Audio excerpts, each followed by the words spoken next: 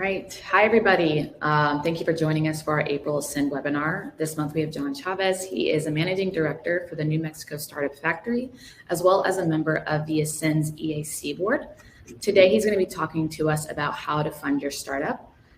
He's going to go through his presentation. If you have any questions, just put it in the chat box and Michael or I will relay it to John. And other than that, that covers our task for today. So I'll let you take it away.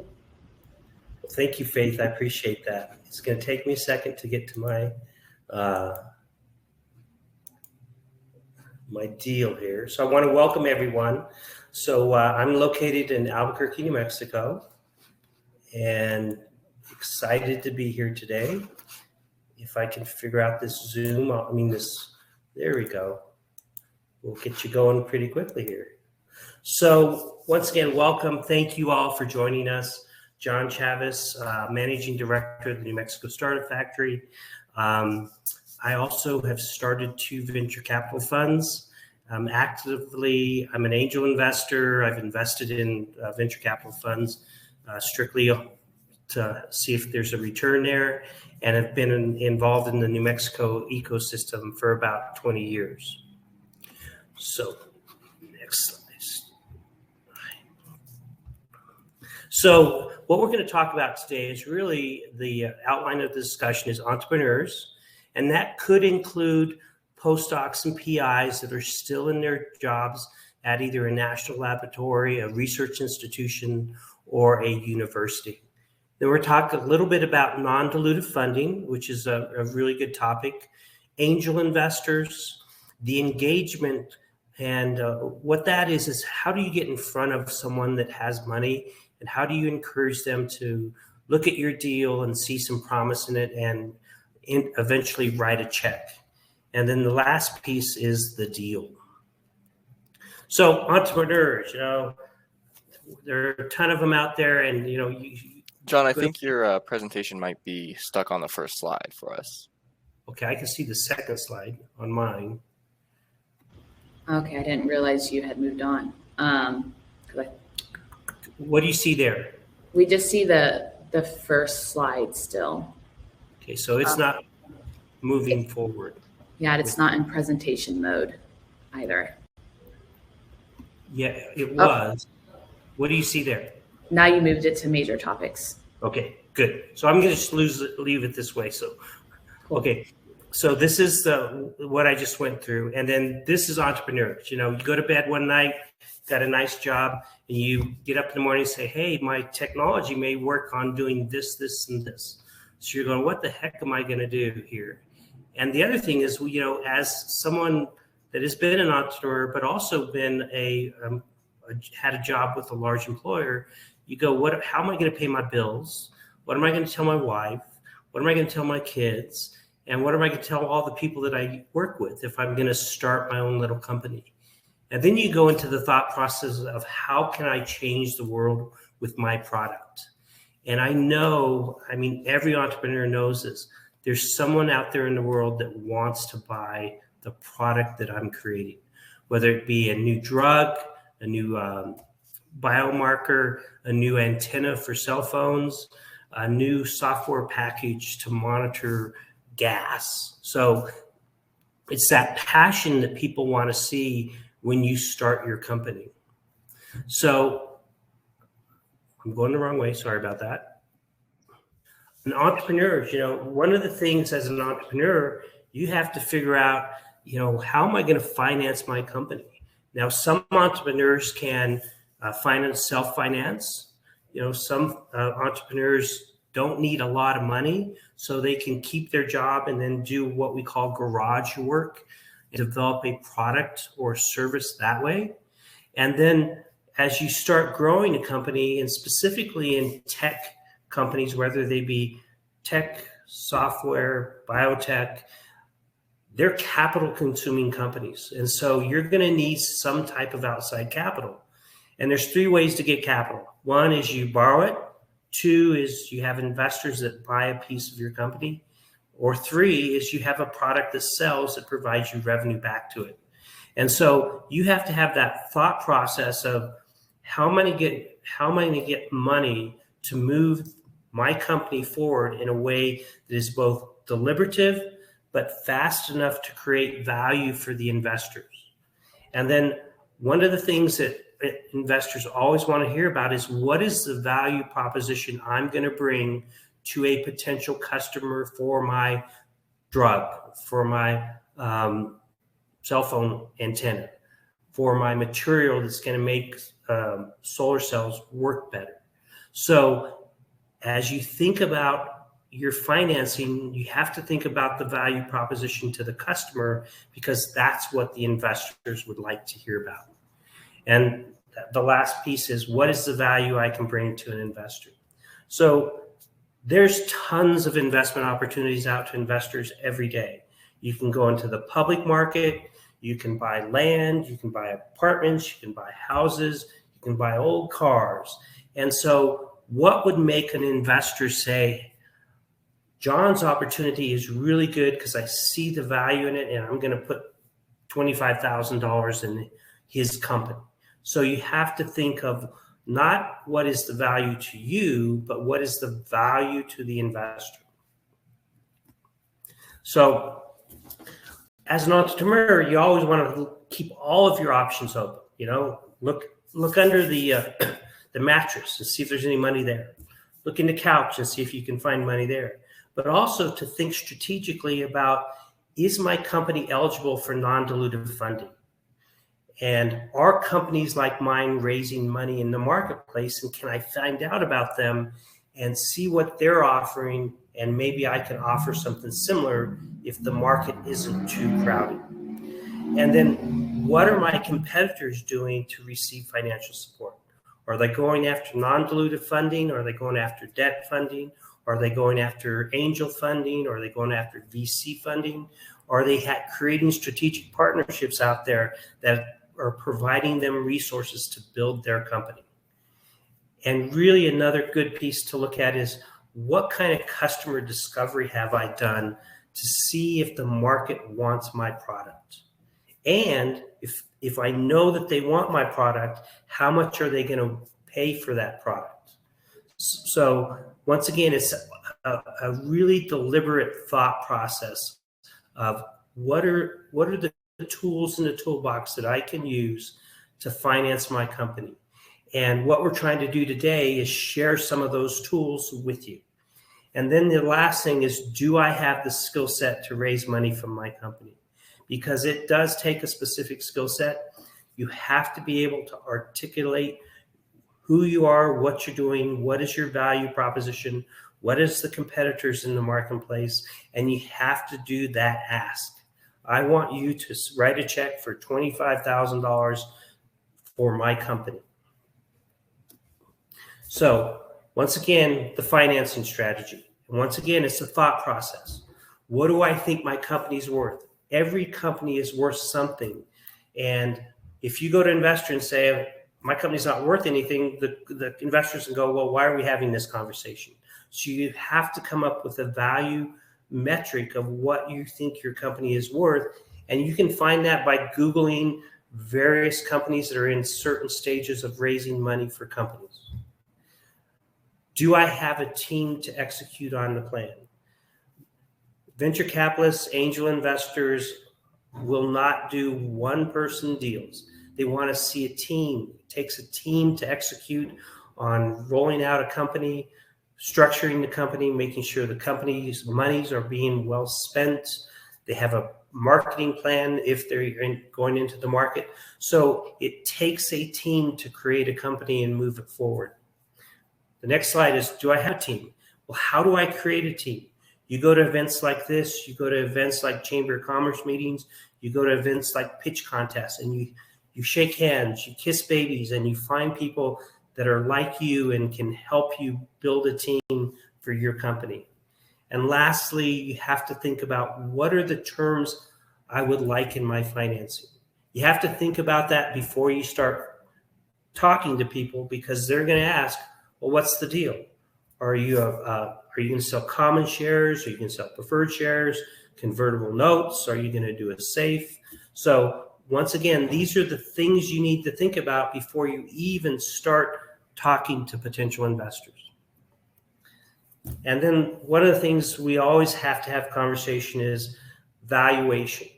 And always come up with what you believe is a reasonable valuation for your company that sort of fits in the marketplace of what's going on around the community, around the state, around the region with companies like yours. So software companies are valued differently than biotechs. Biotechs are valued differently than materials companies. And material companies are valued differently than space companies. And it's all about what's going on in the marketplace. If you have an IO fund firm today, you're going to have a lot higher valuation than a biotech firm. So you have to know what the marketplace is doing so you can put that valuation on your company. So after you do all those, you go, now what? And what we want to talk today is a little bit about non-dilutive funding.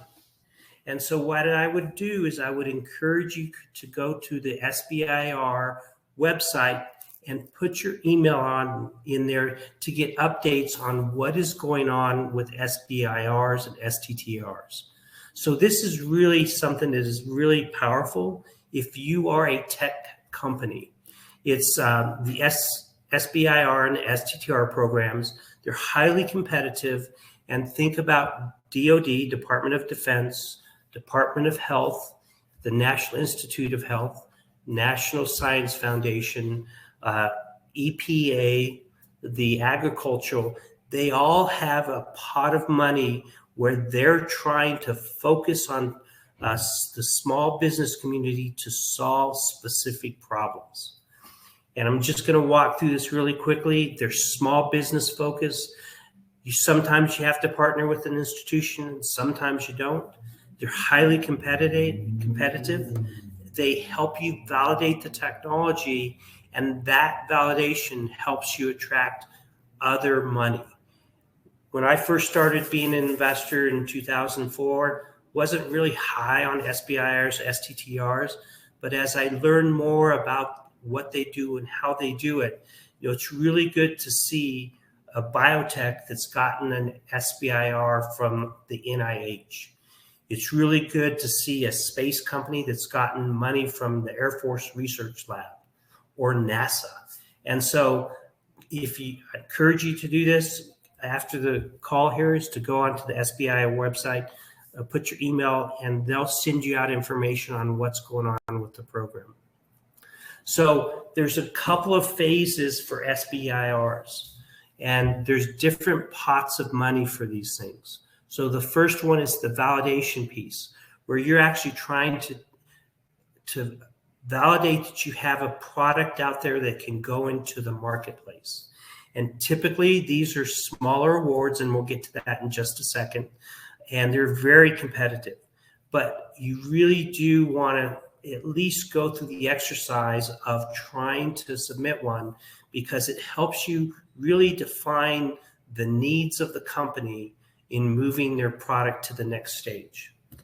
So if you get a phase one, then you can submit a phase two. That's more money, it's a longer period of time, and it allows you to analyze your product for commercial potential. And there are what's called a fast track, and essentially that's a phase one and phase two, but those are extremely hard to get. And what they do is it's more money with a compressed time frame. And then the last piece is the phase three commercialization. And typically these are when you start stepping into contracts with DoD, Department of Defense, the Air Force, the EPA, the National Institutes of Health, where they're going to contract with you to continue your product development. Good opportunities, very technical. However, there's tons of resources out there to help you do these SBIRs. And I'll just mention two right now. One is the Ascend program that we're talking about today. And the second one is a FAST program, which is out of New Mexico State. But there's FAST programs in every state of the United States to help people understand what these kind of SBIs are.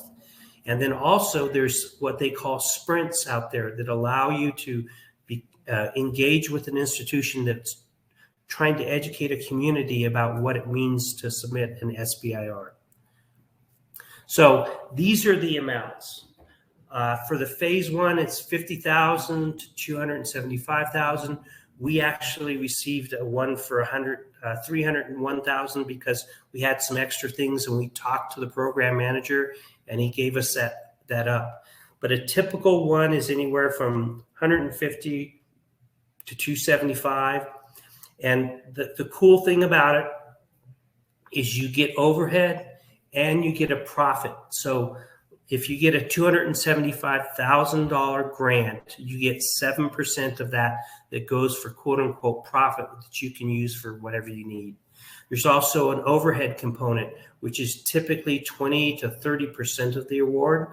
So in this case, if you got a $275,000 grant, you'd be able to take $75,000 for overhead. And then the rest of the money goes to direct payments to try and move your technology from an idea into a product.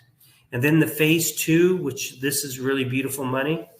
I don't care how you look at it. $1.5 million is really beautiful money. And it allows you to move that technology to the next phase. And that means it allows you to hire more people, you have more overhead, allows you to engage more professional institutions like contract research organizations to help you develop your product. So please encourage you to look at SBIRs, STTRs. It's a good way to just start the thought process of how do I finance my company. So one of the other ways to do it is to go into what we call the angel investor sphere. And just some statistics from 2017. I've updated this a little bit, but angel investors are typically investing $25 to $30 billion every year, and typically they fund anywhere from 60 to 80,000 companies at various stages in their life cycle. The average deal is about $330,000. Now it's a little bit more, and the valuations are also a little bit higher. So a typical startup company is getting valued anywhere from $3.5 to $7 million early stage. And I'm involved in 2 angel groups, and that's the metrics that we're seeing out there in the marketplace today. If you get angel money, there's a greater probability that you will get future financing. It's just because there's a process that venture capitalists look at angel deals, and if they don't typically want to be the first money in, they want to see if the company can move forward and create value before they come in. And the second bullet point here is just saying what I just said. There's a better metric when you receive angel money because that validates your company just like an SBIR, STTR would, and allows you to show that you've created value with that money. So this is the cool thing about angels. Typically, when you present to an angel investor group, angels make a mental notation of, I'm going to put money into this deal. And then as you go through the due diligence process, that's when they decide, okay, I'm not, or that you're validating their initial decision to put money into you when you make your initial presentation. And so as you go out into the angel world, and there's some resources out there that I'll share with you in just a second, there's a ton of angel groups out there that are always looking for deal flow. The other thing about angel investment is they bring really something different, and venture capitalists do too, but angels bring in contacts, they bring in expertise, they bring in other connections with other angel groups, so that they'll if they're interested in what you're doing and they want to do due diligence, we used to send them off to the Arizona Technology Investment Forum or the Desert Angels. And just because you want to make sure that you have enough capital at the first financing so that you spend 6 months doing what you're supposed to be doing by developing the product, and you're not out there chasing investment dollars all the time. So what do angels look for? And this is similar to what venture capitalists look for. They look for barriers to entry, such as patents, trade secrets, or a secret sauce. They want to see a management team. They want to see a management team that has experience, but sometimes they'll take a risk on a non-experience, but passion about what you're trying to do and what your focus is going to be on. They want to see a scalable product. They want to see something that can be built and then sold and sold and sold and sold. And then they want the ability to provide mentorship and growth to that company. So once again, it's all about your passion, but your ability to work with the investor, because they don't want someone that they're just going to write a check to and never hear from again and never provide any feedback or updates or anything like that. They want that engagement with that company in order to help it grow. And they do want to see a return. I always like to say that angel investors are really happy to get their money back, but they truly are looking for an above-size return because they're taking early risk by investing in an early stage company. So where do you start? If you're an entrepreneur, there's entrepreneurial groups here in New Mexico. There are entrepreneurial groups in California and Colorado. You just need to find them. There's also angel groups in all these locations. And so you can go to the next slide, which is the Angel Capital Association, and click on a location and see what angel group is in your area, or see which angel group is doing what you're doing. So there's actually chemical angels that will only invest in chemical deals. There's biotech investors across the United States will only invest in biotech. And so you can go in there and search through there and look for what is the appropriate angel group that you might be able to present to. In New Mexico, we have all of this opportunity to go out and shake hands and kiss babies. You know, the Rainforest, the Million Cups, New Mexico Bio, the New Mexico Tech Council, the New Mexico Angels. There's a new angel group down in Las Cruces called the Cruces Sun Angels. So just getting involved in that community gives you a leg up because you know people that are doing this kind of work. So as you meet an angel or do an angel meeting, the first thing is setting expectations. You know, who am I? What am I doing? What am I trying to accomplish? The angels will, and the investors will always ask you questions about what do you want out of it? How are you going to be successful? Who's in your team to help you be that successful? And so when we were running the New Mexico Angels, what we do is have these setting expectations where we do the initial meeting, we do the deep dive, and then we decide whether we would want to see this company. And then we would assist them in creating a pitch deck. And I actually sent to Faith sort of a guideline of what angels like to see in a pitch deck. And then we'd spend time in pitch deck review to make sure they were informing the investors of the value proposition, the market, the competitors, the technology, the intellectual property. And then we would put them through presentation practice so that you get comfortable doing your presentation in front of folks, and then we would take you to a presentation dinner. So we want to always present your pitch. Typically, it's 12 minutes with 5 minutes of Q&A. 10 minutes is really good. So that's how you would want to focus. If you're pitching to an investor group, they're going to give you guidelines. They may say, well, it's 8 minutes and 10 minutes of questions, or 5 minutes and 5 minutes of questions. It's really a function of that local group or that group that you're pitching in front of. And so make sure that you follow their guidelines. And then what you do is I tell everybody, practice in front of your dog, in front of anybody that you can to help you get comfortable with your message.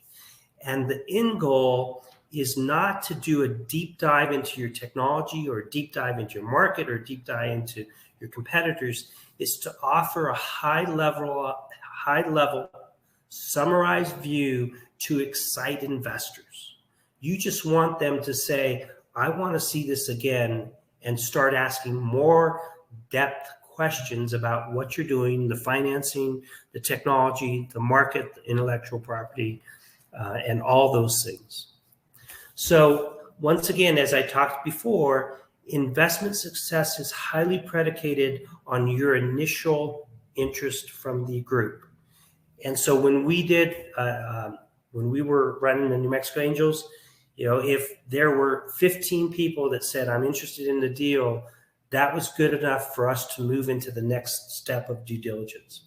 If we only receive 4 or 5, probably not, because typically, of the 15, you probably have 8 write checks at the end of the day. And because they would cycle out because of the due diligence, or their roof got broken, or their car got stolen, those kind of things. And you hear those things from angel investors. I heard it more than once. Oh, I have to fix my roof. I can't do the deal that I thought I was going to do. So once again, your presentation was successful. You've received enough interest to move it forward, and the due diligence begins. And so what is that? Once again, it's going back to setting up expectations, following up with due diligence, creating a deal room that you can provide information to the investors on what's your structure, who are your people, resumes, legal filings, financial filings. And we typically used to do meetings, lunch meetings, dinner meetings. It's a very comfortable way of getting to know a person who's an entrepreneur that you may eventually fund. The document dump that I just talked about, the financial overview, and the team overview. So once again, more meetings, setting expectations, following up, company information. What is the thesis on the investment? Are you a priced round? Are you convertible note? We want to understand your customer discovery and really do a deep dive in the intellectual property review so that we understand that that's the foundation for your company. And when we invest, and then the VCs invest, and then the private equity guys invest, that eventually it's going to be able to be sold to someone else who will do an IP review, and that's what they're going to be buying. The IP, the customers, the products, the people. And then the deal finalization. This is where you negotiate the term sheet. Essentially, it's where words become written documents. The term sheet is the articulation of the investors and entrepreneurs understanding the deal. I always like to say that this is what we call a market clearing event, where there's enough interest from the investors that they're going to write checks, and there's enough interest from the entrepreneur that they're happy with the deal, so that everybody comes together and you have this financing. However, you always want to make sure that you have a lawyer on your side to make sure that all the deal docs are done correctly, and that everything that's articulated in the term sheet is articulated in the deal docs, and everybody is happy with the outcome. So closing the deal, you're going to sign the term sheet. You're going to continue to do the due diligence. You're going to continue to do the investor education. And then you're going to do what's called a capital call. And I just received one today from the Arizona Technology Ventures investors. And they said, we got this company. It's gone through our due diligence. It's gone through our process. Here's the deal book that you can link into. And we're going to ask you today, John, are you going to make an investment? And if so, how much is that investment going to be? And so what I'd like to do right now is stand for questions. Let me see if I can get this up. And there I am. Faith. What's up? How are you? Good. How are you? Good. Do we have any questions? We don't have any questions right now, so we might want to give a couple of minutes if anyone's typing out. And if you do want a copy of the presentation, we'll be happy to send it to you. All right. So we have one question. How do you find a team to work with? Great question. You go to events like the Rainforest. If you're in an area where you have technology transfer institutions like the University of New Mexico, their technology transfer entity is called the Rainforest. You go to their meetings, you get on their email list, and you start talking to people about what you're doing. If you could go to a Chamber of Commerce meeting, you could go, if you're at an institution where you're in the engineering department, you could go to an engineering meeting and talk to people about what you're doing. Also, there's what's called the SBDCs, Small Business Development Centers, and they're all over the United States.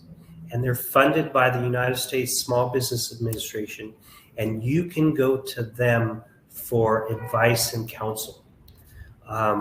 So there's also the SCORE program, which is another program funded by the Small Business Administration, but it's retired executives that help with mentoring of small businesses and making those connections. So that's what I would do. It's just getting out there and getting to be known. Awesome, thank you. Any other questions? None yet. Give it another minute. So Faith, you want to talk about the commercialization course that's coming up? Yeah, that's a good idea. So we did just finish our 8th iteration of the commercialization course in April, and we're going to be running our 9th one in June. Basically, the commercialization course from a high level covers how to get IP for your product, how to receive that funding, a little bit of what John just discussed here, SBIR, STTR applications and resources along those lines, and just a general commercialization process from start to end. It is meant to be more introductory. So if you're really unfamiliar and you just don't know where to start when it comes to figuring out if your technology is something you want to commercialize, this course is really, really helpful for that. It's a 5-week-long course. John and his team are going to be helping us with this upcoming iteration and running it. And so we have a lot of experts in all the fields I previously mentioned. And it's ran weekly on Wednesdays. It's an hour-long commitment. You do have a little bit of pre-assigned homework, but it's made to be flexible and for academic investigators and scientists trying to learn while also having their other roles to fulfill. So. Very nice, very nice. And then there is a program that we're going to send out probably in a month or so. So the Startup Factory, we have 2 goals at our company. One is to create investable companies with our technology partners. And our technology partners are NASA, the University of New Mexico State University. We've done a deal with Auburn, Cedars-Sinai. And so what we do is we go out and we find technology that we see commercial promise in. And then we put together a structure and go after non-dilutive funding and such like that. But we also do some education, and we do a Disrupt Tech program, which is a program out of Los Alamos National Labs where we celebrate the technology coming out of that institute.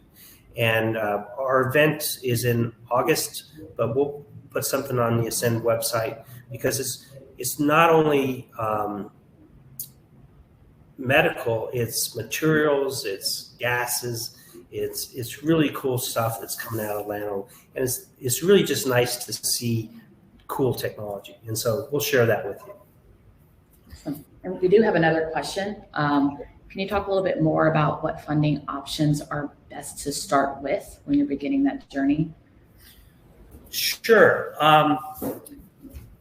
It really is about looking at what you're trying to accomplish and adding up all the numbers.